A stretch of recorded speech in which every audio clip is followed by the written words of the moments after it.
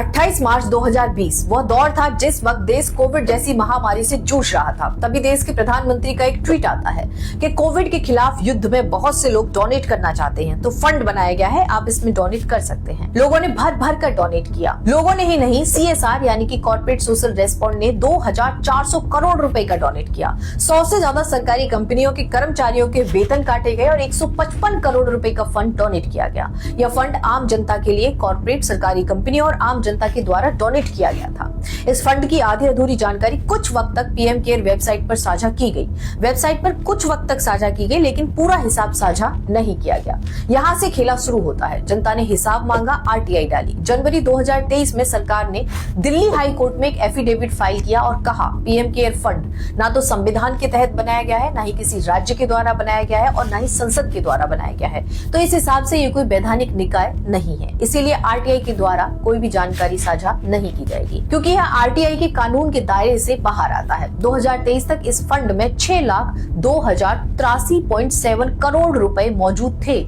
यानी कि हजारों करोड़ रुपए 2023 तक इस फंड में मौजूद था, जिसका कोई हिसाब नहीं था। अब संसद में भी पीएम केयर फंड पर सवाल उठने लगे, तो संसद में फरमान जारी किया जाता है कि साहब, इस पीएम केयर फंड पर कोई सवाल संसद में नहीं पूछा जाएगा। प्रधानमंत्री के नाम पर देश की जनता को ठगा गया। हजारों करोड़ों की राहत किसे पहुंचाई गई और जो हजारों करोड़ रुपए 2023 तक मौजूद था, उसका हिसाब जनता को नहीं दिया गया। जनता जानना चाहती है, तो अब यह RTI के दायरे से बाहर कर दिया गया है। प्रधानमंत्री शब्द अपने आप में बहुत कुछ कहता है। ये एक रिस्पॉन्सिबिलिटी होती है, इसकी जवाबदेही होती है। तो प्रधानमंत्री के नाम से बनाया गया फंड इस जवाबदेही से बाहर कैसे हो सकता है?